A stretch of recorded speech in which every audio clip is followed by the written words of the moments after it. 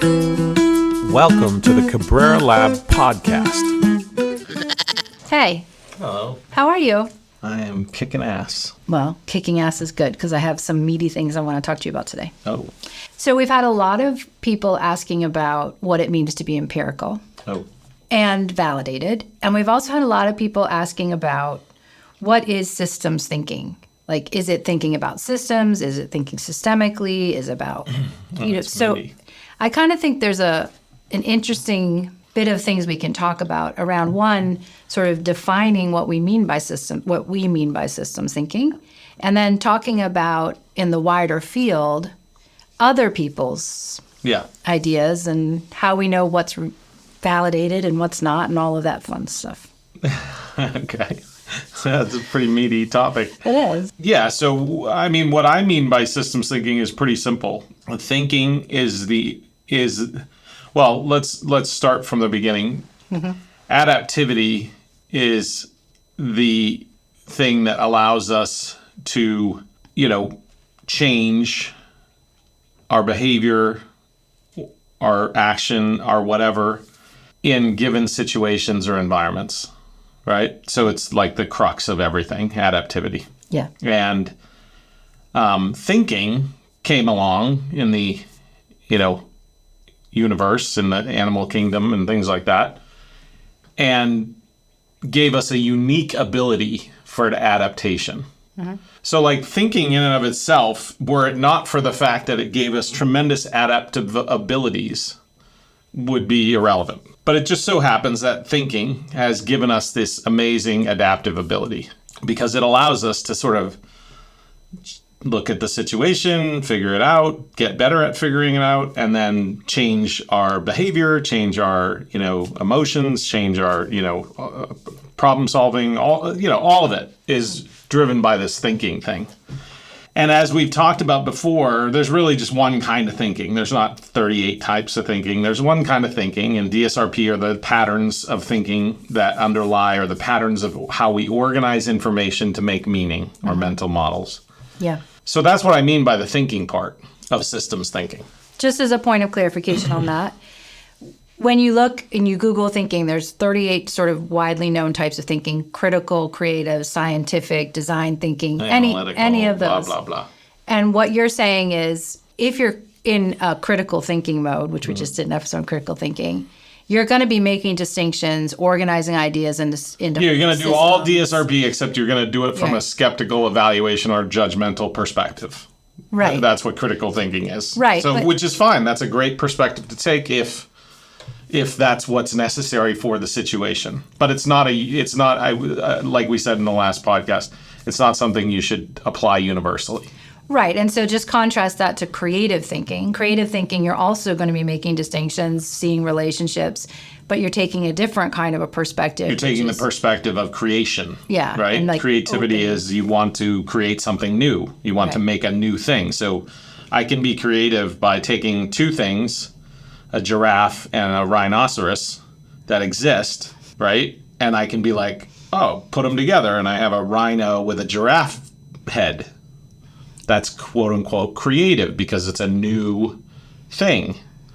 So creativity isn't some mysterious magical landscape of whatever. It's just combining, distinguishing, perspectivizing, relating things in ways that they haven't been created before. Yes. Right. So then what you're saying is that's the thinking part of systems thinking, is that organization of stuff into DSRP. The way we organize information to make meaning or mental models is the thinking part. Okay. The systems part, and this is where it gets real complicated for folks. It doesn't get complicated for me because I don't think it's that complicated. But people make it complicated, sometimes I think, to make it so that they can make a livelihood or something. The systems part of systems thinking is simply that the real world operates in systems. Okay. Many different kinds of systems, but it operates in systems. So the systems thinking is saying we need to do the thinking, but we need to do it in such a way that it aligns with the systems that we're actually a part of. right? The systems that are IRL, in real life, right? That's the love reality loop. So systems thinking is just thinking in such a way that it aligns with reality, that it loves reality over loving the thinking. Because we can think in all kinds of ways that are just celebratory of our own thinking. We do that every day. Yes, we do. But systems thinking is really thinking in such a way that it aligns and is celebratory of reality. Right, meaning the way you're thinking about things is aligning with the way things are actually happening in reality. Yes. And in that sense, it is a very uncommon common sense, because it's thinking in ways that the systems around you are actually working, which isn't always abundantly obvious to us. Yes. And we have a lot of biases in our brain and the way we think about things that make it less obvious and less visible how those systems are working. Okay. And that's why, for example, science is so important, because science is one of our greatest inventions, innovations, and tools that we've come up with for ascertaining reality. And so when we get into the concept of validity or reliability or, empirical data or whatever, proof, as it were, yes, truthiness, as it were, or something like that, any of those terms, then science plays a huge part in that. And not just science in the academic sense, because science and academia are totally different, but science in the everyday sense, in the sense that, we want to do things every day that work out. Yes. That's systems thinking. It's that we're doing thinking in systems. And fitness is really important here, because fitness, the definition of fitness is the ability to adapt to your environment or your situation.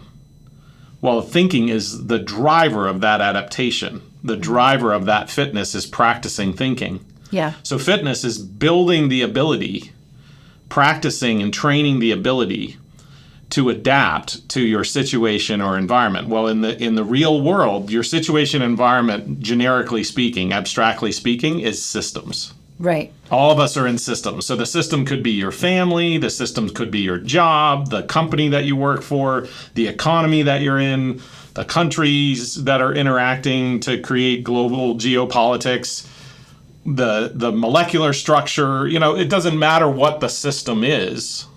It matters that it's a system. Yes. And we want to understand the system so that we can interact and adapt to it. Right. Okay. Adapt our thinking, adapt our behavior, adapt our action, all of it. Well, so that's interesting, because when I meet people, when they learn that, we work and have written a book in systems thinking, like, oh, I know systems thinking. I use system dynamics for my dissertation, yes. Or I really like critical systems theory or socio-technical systems. So I guess what I'm getting at is, when you say systems thinking, everybody has a different mental model of what systems thinking is. Yeah, I don't think of systems thinking as a framework. I think of it as a set of the definition of systems thinking is simply derived from the two words systems and thinking. Right. I don't think of it as systems thinking the framework. I think of it as a scientific and real world reality. Right. That thinking is the way that we understand the systems that we're a part of. And if we don't think in a way that's in alignment with those systems, things are going to go badly. Okay. Yeah. And I mean that in the most basic ways. Like the classic example is, that most adults, have dealt with is, we all know that finding the right person in your life is a huge benefit, right? That marrying or finding people that, really work with who you are and all that kind of stuff. Yes, like us. Like us, is just a massive part of success. Yes. And is success broadly defined, right? Yes. Well, that's systems thinking, right? If you're constantly attracting people that are negative and drawing on you, and you're constantly getting into crappy situations That's the system's reality giving you feedback that your thinking sucks. I see, I like that. Right? That's the systems. The systems of systems thinking are giving you feedback that your thinking sucks because you keep doing the same thing over and over again, and it keeps leading you to situations that you don't want to be in. Right. So to me, that's the systems giving your thinking feedback that you should change your thinking. That the way you're thinking, right? And then when I say thinking, it could be subconscious and conscious. It's a very small portion of our thinking is conscious, and then there's all this thinking that's subconscious. Yeah. DSRP gives you access to a lot of that subconscious, what's going on subconsciously, so that you can really see how you're thinking that gets you in these terrible situations. Yeah, and that stands in contrast to, I think, a lot of times when people get into situations or outcomes they don't like or something pops up, they blame parts of the system and they don't backtrack to, oh, maybe it's the way I was thinking about it that's caused this problem down the road. 100%. Right? And I just gave you the example of like dating the wrong person 5 times, right? But that person has a different name all 5 times, so we don't see the pattern because they're different individuals, right? Right. Same thing with businesses. We do the same thing. It's like, well, this pattern keeps reoccurring and we keep firing a new person every time. We keep blaming a new person every time. But actually, it's a pattern. And so a pattern means it doesn't matter if the things are named differently, right? Yeah. There's structural similarity or dynamical similarity to these apparently different instantiations, right? Yeah. So yes, you might have dated Bob first and then Frank and then, Billy. And Bob is not Frank, is not Billy. But structurally, Bob and Frank and Billy are the same dude, and you just keep attracting the same dude in your life. You keep attracting the same person in your life, right? And same with businesses, same with organizations, same with governments. We keep doing the same thing and getting the same results that are from our perspective negative. Right. And then we keep firing a different person, and we don't see that these are systemic structural issues. Right, because we're not thinking about the underlying thinking that led to that thing in the first place, and how, and also the conscious-unconscious thing is important. Really important. I've heard the number of people defining thinking as like just the conscious bit, and you're like, that just makes zero sense. That's like so arbitrarily defined. So much of what you're operating on every day, every single behavior you do, every single emotion you have, every single action you take, all of the problems you perceive are mental models. They're your thinking driving those things. Mm-hmm. Your thinking is driving all of those things, right? Actually, all of them. All of them. Yes. Now, not all of that thinking is in your conscious awareness. So if you don't make the distinction that, hey, there's some of my thinking is conscious, but some of it isn't. And if I were to apply a metacognitive lens, meaning a lens of awareness, to that unconscious bit, I can learn a little bit more about how I'm thinking so that I can change it to adapt to the feedback that systems and reality are giving me. People say systems thinking, systems thinking, systems thinking, and nobody's taken the time to say, here's what systems thinking actually is, and separate thinking and systems and the interaction between your thinking and systems from all of the various methods or frameworks that people ascribe to the whole concept of systems thinking.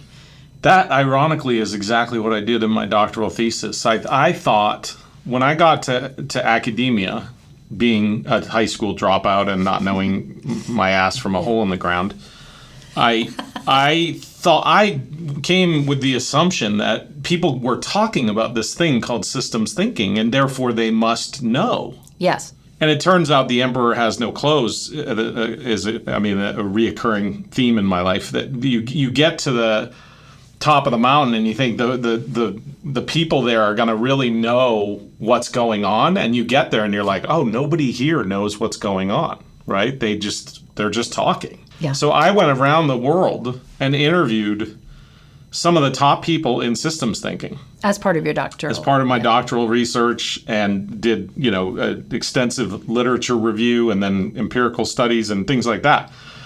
But I just asked the question. It was a very simple question, and I really believed that the answer would be totally readily available. And then I would move on to something else. I had no intention of staying there.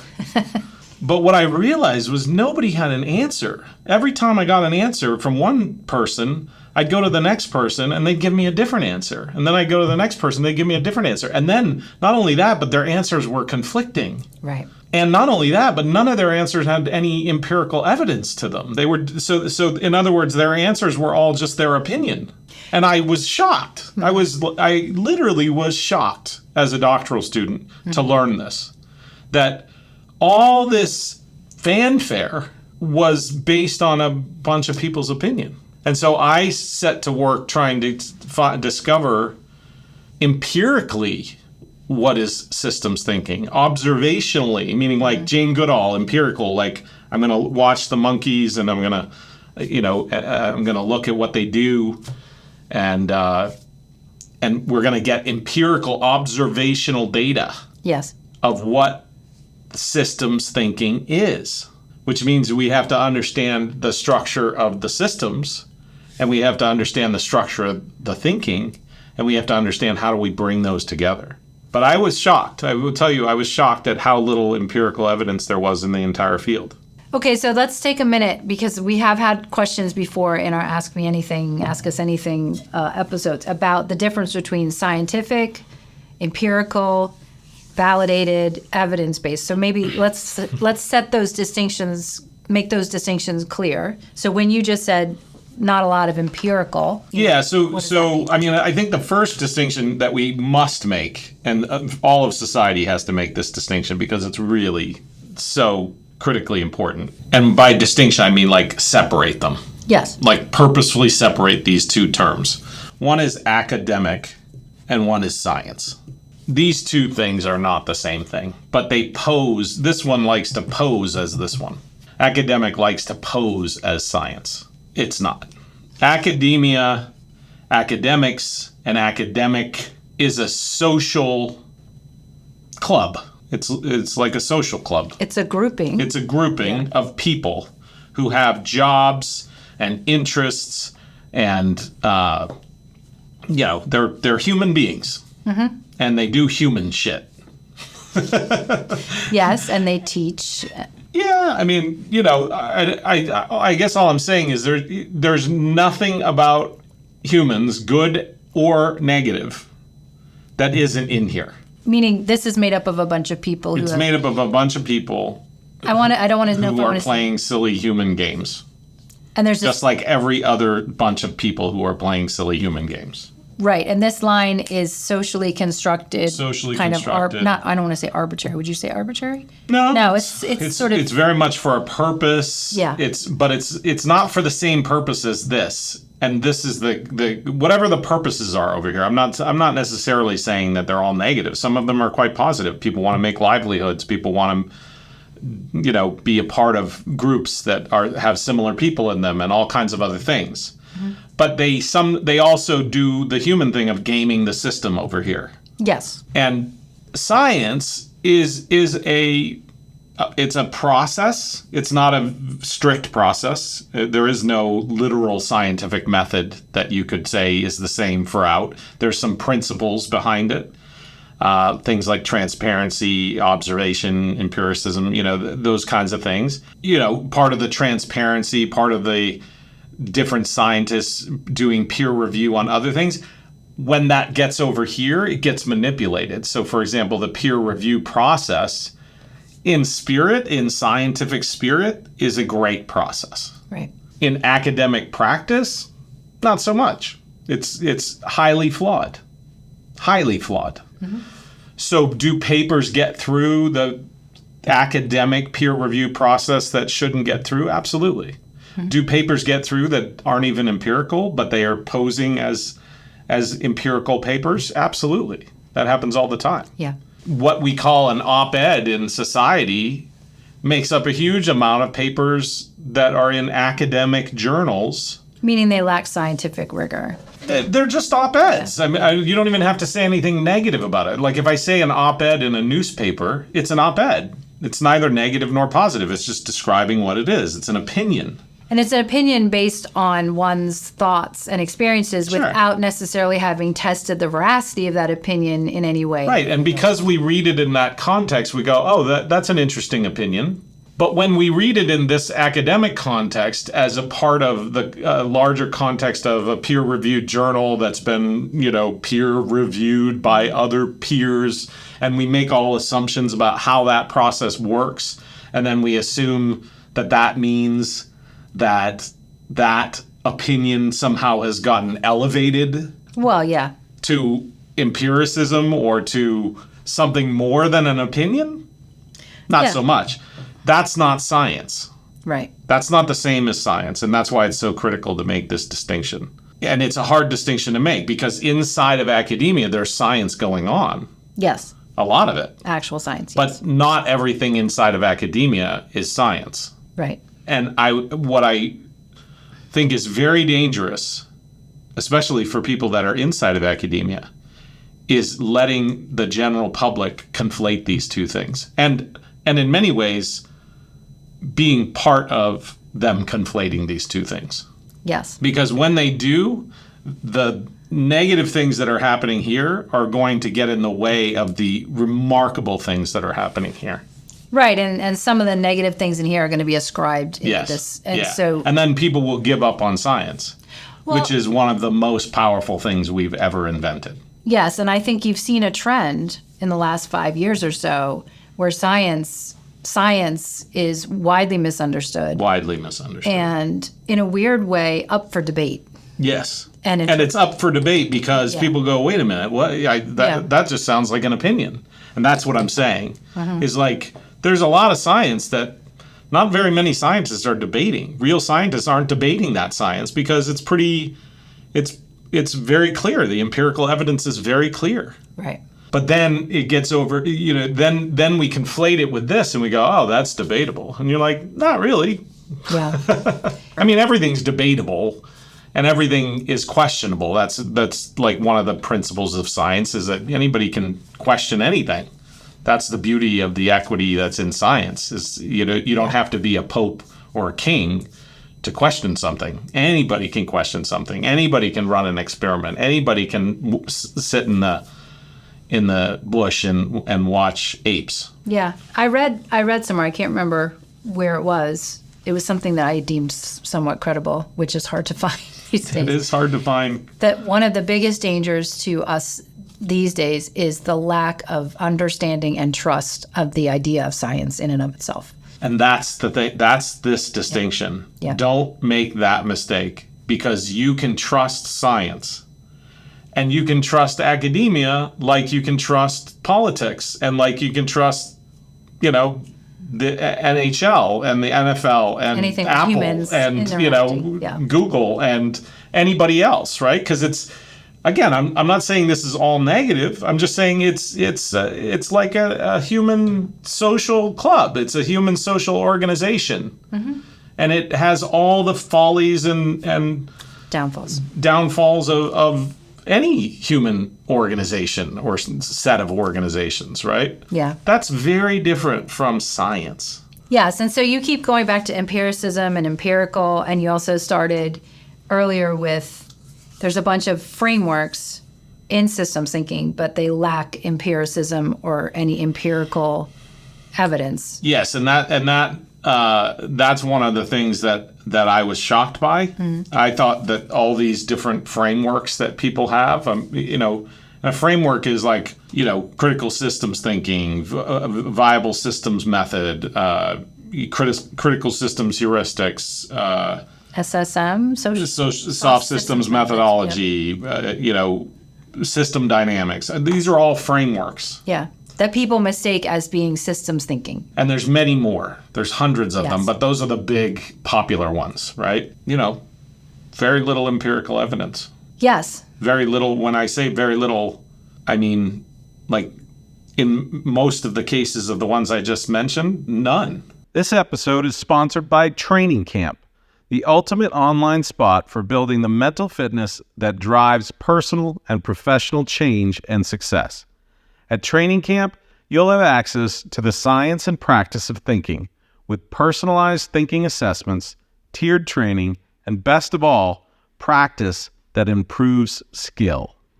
Go to cabreralab.org to learn more.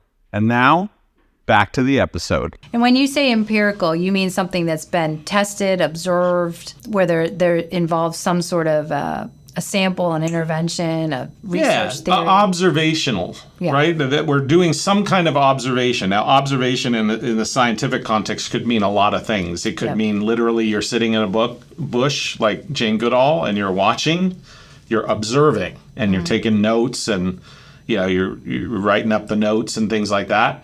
It could mean a survey. It could mean quasi-experimental design, which means that there's no control group, but you're doing an experimental design. Yep. It could mean an experimental design, which means that you're adding a control group. It could mean a randomized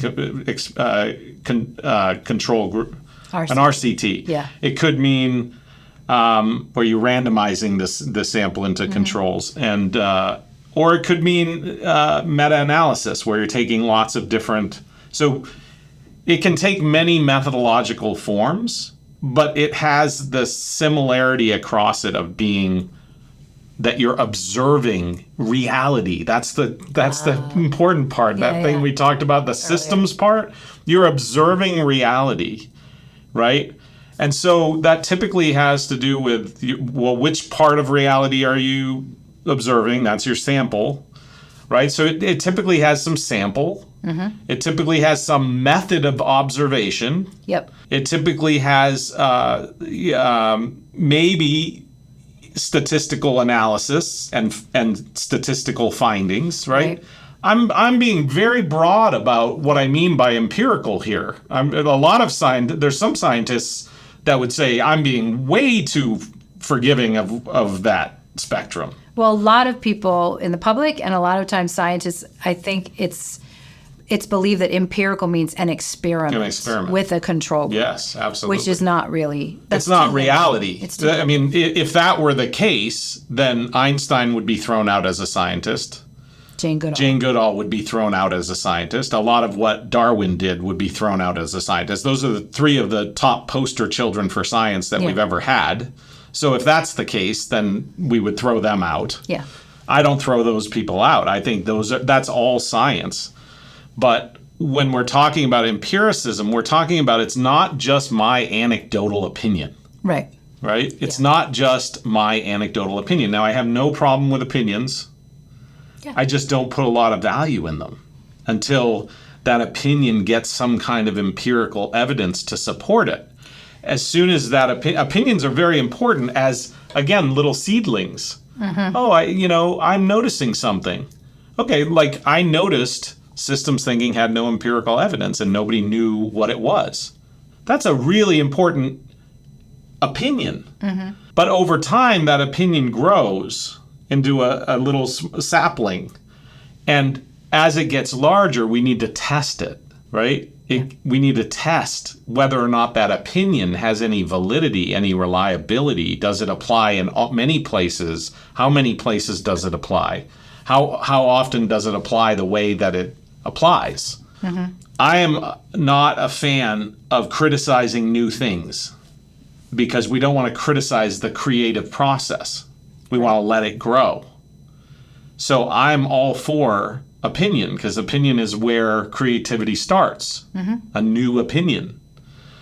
But once something has gotten time to grow and gotten time to start influencing, then we need to, expose it to more and more empirical light. Yes. So when something has been around for 50 years and is having a lot of influence, it's pretty fair game to go at that thing and say, where's the evidence? Where's the beef, as the old Wendy's commercial? Oh my God, do you remember that old woman? Which campaign was that part of? That was one of the greatest marketing campaigns of George Bush. He used to, one of the candidates, I thought it was George Bush, the first George Bush, would always say, where's the beef? No, it was a Wendy's commercial. I know it was, and he borrowed it from the Wendy's commercial as part of his actual political platform. That's fine. So I don't know if I answered your question. You did, but I think one of the things that's in there that I want to pull back out is part of the problem is you were talking about this thing that's been around for 50 years and it's influential in a field. Yeah. But nobody's gone back to test its veracity sort of in terms of empirical. Well, that's where it's a problem because people inside of academia who have opinions, other people believe that's fact. Yeah, and so this is why we have, it's like you have to understand how the sausage is made, right? Sometimes to understand whether you should eat the sausage, right? And so like there's this thing that I call circularity or circular citation networks. Yes. And another thing I call crony peer review. I know where you're going. Right? So instead of just peer, because peer makes it sound like we're just peers, but there's a cronyism to it, right? And what people don't understand is because the peer review process happens behind the scenes, there's a lot of stuff that happens back there that I think originally had good intentions, but today doesn't play out very well. This is why I think there's a new form of publication called PPPR, which is post-publication peer review. And it just essentially means transparency, total transparency of the whole process. Wait. So you mean of the review and who the reviewer is? Yeah, you publish the paper, and everybody knows that the paper's just published. And then peer review happens in the light of day. And so you know what they said and you know who said it and that's all there is to it. I'll give you an example. If you're in a field like systems thinking and you get a paper, it might not say who the author is, right? So it's blind peer review. But within the first 4 sentences, if you're in that field, you know who the author is. Right. Right? Yeah. And you know if it's one of your cronies. You know if it's one of your buddies. And so are you going to be as harsh on that? Are you going to be, Well, I think it just brings in bias. It just brings in bias, right? Yeah. And it ends up being that there's a small number of people that are publishing in that particular world. But it goes both ways. You could be biased in a good way, and you could also be like, oh, I don't like this person. Right. Or I don't agree with their ideas that contradict mine, yes. So I'm going to try not to publish. Yes. So there's a lot of play there. And then what happens, and this actually happens in the news cycle as well. This is an innovation or an invention that humans have created in multiple places. You take an opinion, you make a news article about it. It's new, and now it's news because somebody had the opinion, somebody said it. Then another news station cites that news station. So at this point, it's never been sourced. I see. Right? Then another news station cites the news station that cited the news station. And pretty soon everybody's citing this totally unsourced news. Yeah. And that's how it happens. That's how misinformation happens. And people do it on purpose. People do it by mistake. Whatever the intentions are, it's happening globally. Yes. Well, that's happening in academia. The same exact thing is happening. Somebody writes a paper. It's basically all opinion. There's no methods and things like that. It gets in there. Somebody cites it. Then somebody cites that. Somebody cites it more, etc. And then pretty soon it is assumed that this is scientific. Right, because people look at how many times things have been cited, and they assign a certain level of credibility based on that number. Right, and there's nothing scientific about it. You literally get back to that paper, and you go, "Oh, this is just like some guy's opinion." Like there's no methods, there's no sample, there's no statistics, there's nothing, there's no findings. There's just opinion. It's literally an op-ed. Right, but it's an op-ed that's been cited 400 4,000 times. So you're like, and then we just build off of it and build off of it and build off of it. And pretty soon you have this framework that everybody says is a thing. But it isn't a thing. It's just an opinion. For you, that's why the emperor had no clothes, because you went to all of the experts in the field. Yeah. You asked them, what is systems thinking? And you asked them about their own stuff. And I reviewed the literature. Reviewed their literature. And you, I mean, by the way, you can do this on the internet. You can do this on Chat GPT or whatever chat you use. You know, you can find out whether there's empirical data. Sometimes chat doesn't always get it quite right. But if you press it and say, I asked you, is there empirical data? Yes, there's empirical data. It'll almost always say that. Okay, can you show me that? And then it's like, actually, I couldn't find anything. and you go, or it shows you that, and you go, look at what it is. Tell me what the findings of this paper are. Tell me the sample size. Tell me what statistics were run. Was there a survey? Is there any data that the findings led to conclusions? Is there anything observational happening in this paper, or is it mostly or entirely opinion? So if you drill down like 2 to 3 prompts deep, you can find it out for yourself. What I'm saying is it's not difficult to find out. Right. So you look at all these frameworks. There's not a single framework that I know of in systems thinking, other than DSRP and system dynamics has some effect and some relatively good studies.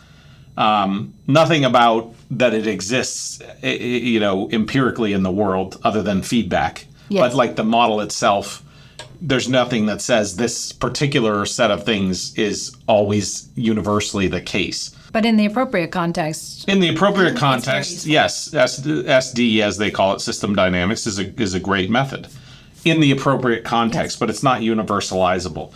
But if you take critical systems thinking, critical systems heuristics, Kinefin, VSM, all these different ones, to my knowledge, and there's an easy way to refute me here, just send me the empirical paper that I've somehow missed. Right? That'll be fun. And I'll do a podcast on it. Ooh, I like that. Right? I'll correct it. So there's an easy way. If you disagree with me, you can get all up in arms and get all upset about it. But I think I'm pretty sure what I'm saying is true, and I've done a lot of research on it. And if I'm by chance wrong, just there's an easy way to solve it. Right? What we tend to do is we get real mad, and then we start attacking the person, ad hominem attacks, and all this kind of hand waving, and that's just more evidence that the statement's true. Yes. There's an easy way to disagree, which is send me even a single paper.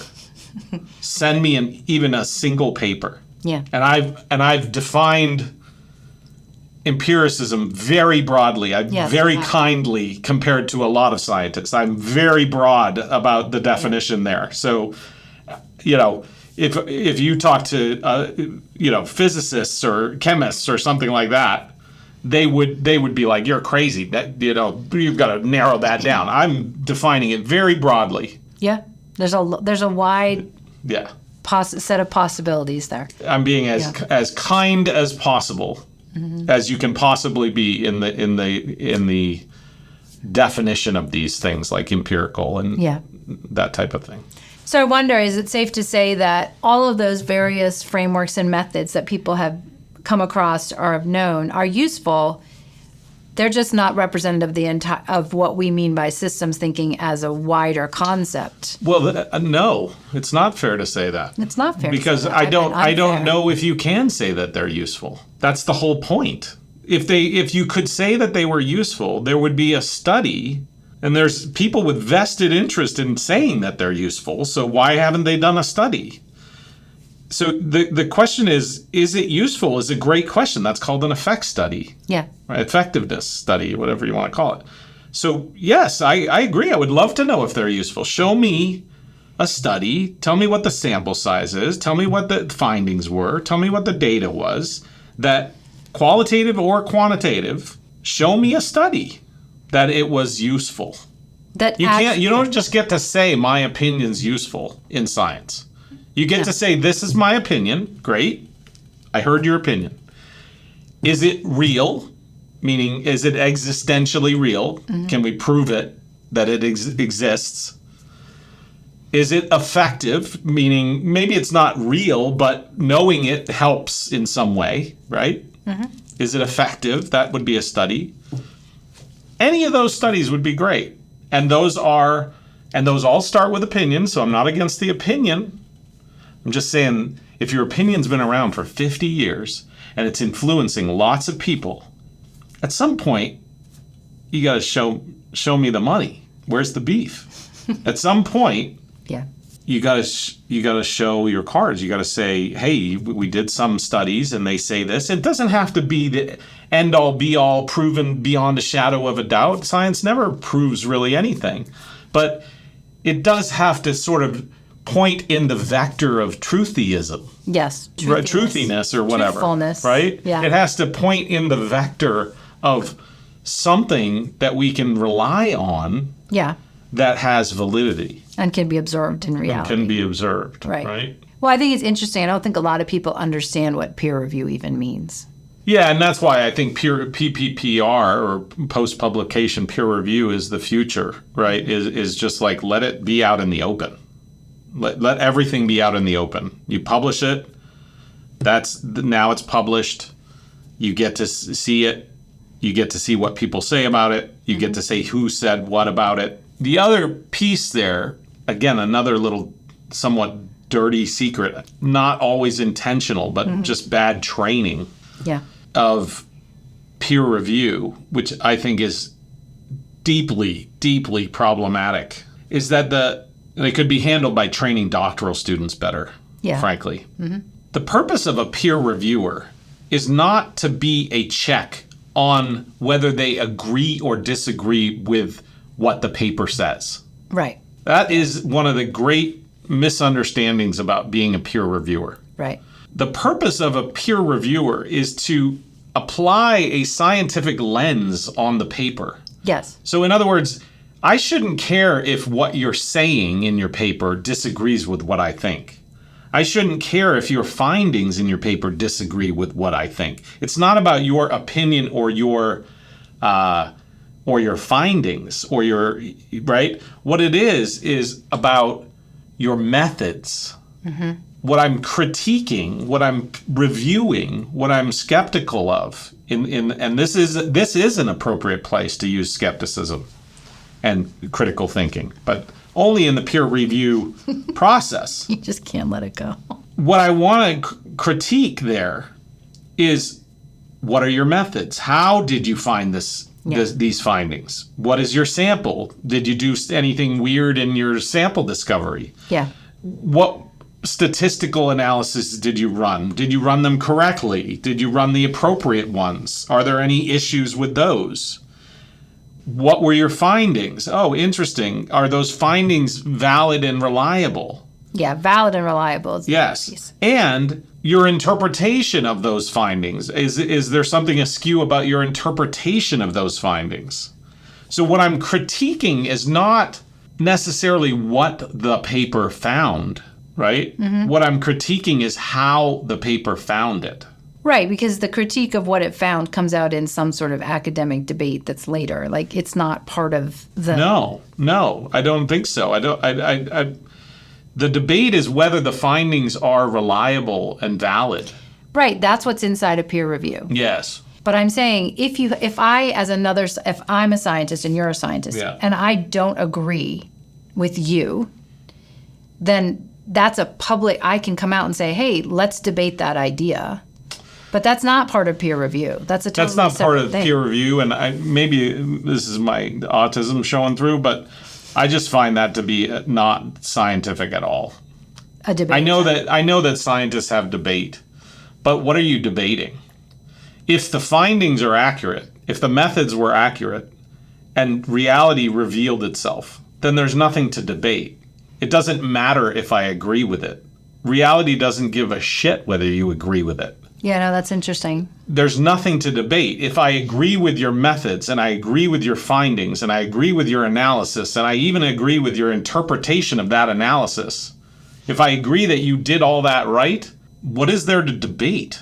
No, I think that's interesting. I'm thinking about some of the more widely known sort of debates. Right. Though that's philosophy. That's philosophy. And philosophy can drive science in the same way that art can drive science. That's why every campus in America has an arts and science quad, right? They go together. The arts and philosophy are drivers. They're creators, right? Yes. They're opinioners.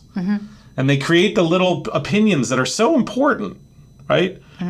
But then when they grow, the scientific process is really looking at, do we have a criticism of the methods right? That's not the scientific process. That's the peer review process. Yeah. The peer review process is there something wrong with the methods? And there's almost always something a little askew about the methods, right? I mean, like nobody's methods are perfect. They could always get better. They could always get more systemic. Right. You could always take more into account. Larger sample Size. You could, But there's you always acknowledge something, that. but you just acknowledge it. You just go like, oh, this was a sample that was this big and we found these things and we interpreted it this way with these methods. The sample isn't as big as we'd like it to be, but that doesn't take away from what we found. It just means maybe it's not as generalizable as we'd like it to be. Right. Or we did these methods because we couldn't do other methods because, it's illegal or, Right, or some we can other. only get a sample of these kinds of people because that's where we had access to legal limitations. Right? I mean, those are just the realities of doing science. I think a lot of people, when they do peer review, and I think the general public, it's important to understand the difference, is what they do is they go, do I agree with this paper? And that is not the point. That's like, please remove yourself. Recuse yourself from panel. any kind of review if your approach to reviewing is, do I agree with the paper? No, I think that's fair. Then it just becomes a popularity contest. If you multiply that agent behavior times all the people that are doing it, then basically what you're saying is it part of my echo chamber? If so, peer reviewed. and then science and academia is no different than social media. Yeah, and that's not good. And that's dangerous. Notice we have these patterns in social systems: the social media system, the news system, the academic publishing system. These are very similar structural patterns. They look different because it's academia and peer review. It's news. It's social media. But they all have the same patterns, which is they kind of move towards echo chambers. Mm-hmm. Cronyism, echo chambers, circularity. And we want to undo that, or we will end up in a place where it becomes incredibly difficult to know what is real. And that is the systems and systems thinking. What is real? Yeah. IRL, love reality, systems. We want to get our thinking to be as close to an alignment with what is real as possible. Yeah. You could brought it all the way back to the beginning. Well, you have answered my questions and more. Oh, good. This has been great, actually. I think that's a wrap, yeah?